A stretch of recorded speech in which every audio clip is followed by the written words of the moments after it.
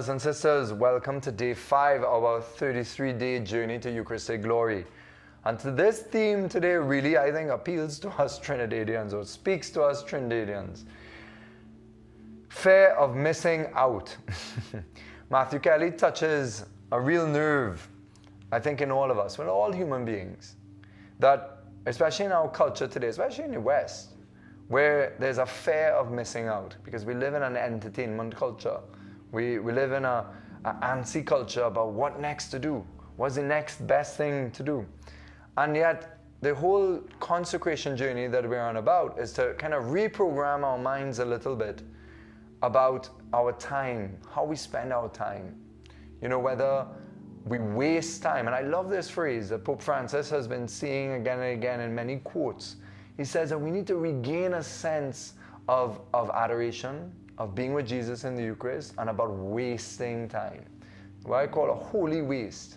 And I think Mary Magdalene, one of our great patronesses of our journey, shows us that. You know, she wastes the nard, this expensive ointment on Christ. And that upsets Judas. And so when we waste time with Christ, it might upset people, because people think that we should be spending time with them or doing their projects. But Jesus, to make that time to be with Jesus, to make an appointment, whether to go to an extra mass, whether it is to go and sit in your church in the opening times and spend some time with Jesus, just wasting time in his Eucharistic presence. Because Jesus is truly there, brothers and sisters, in the tabernacle. And he's waiting for us. One saint says that Jesus has been waiting 2,000 years for you. It's a beautiful kind of a saying and an expression, but the point is, as Catholics, we believe that the Eucharist is truly the body, blood, soul, and divinity of Jesus. And so when we go to pray, we are saying to ourselves, and we're giving a witness to others, that this is a real meeting, this is a real appointment, this is not something that should be second, this is something that should be first. Because there's nobody more worthy of your time and your place and your life than Jesus. Nobody has been so good to you than Jesus. And so, wasting time.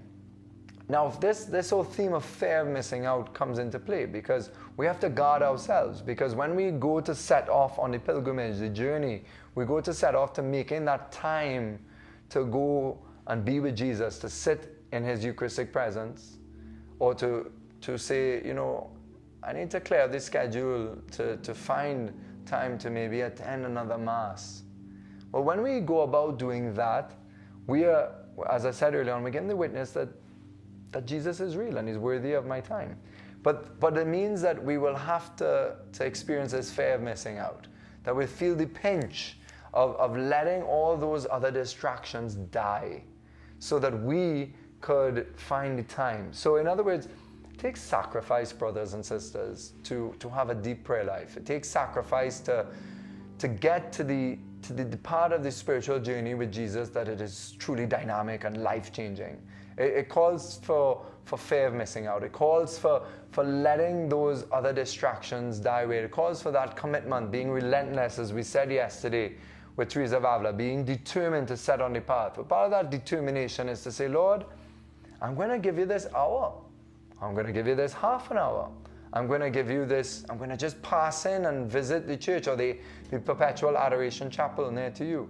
I'll pass in and spend a little bit of time with Jesus. I'm going to waste time with Jesus. I'm going to waste my time, because your time is like nard that Mary Magdalene poured out on Jesus' life. Nothing is more precious these days than our time. And so I think for us to start thinking about how else can I cut down my distractions so I could put Jesus at the center. Because when we put Jesus at the center, the rest of our life is ordered. It flows better. We're connected to this source. And so Matthew Kelly he gives a little paragraph today that I wanted to highlight, and he says that one of the main reasons so many young people are increasingly having trouble maintaining significant romantic relationships is because they want to keep all their options open. But keeping all your options open shuts down the possibility of success in the one relationship you are in at this moment. So you see, if we have this fear of missing out and we have all these options that we want to be involved in, our relationship with Jesus suffers greatly if we don't find the time to choose Him as our fundamental option, to choose Him, to waste time with the Lord. You know, I would like to read to you as to end, I like to end some days with a quote by a saint, and this is St. Leonard of Port Morris. It's just an encouraging, inspiring quote. He says, "Possessing this treasure of Holy Mass, hope breeds again. And if we but throw it not away by our mismanagement, we have holy paradise within our grasp.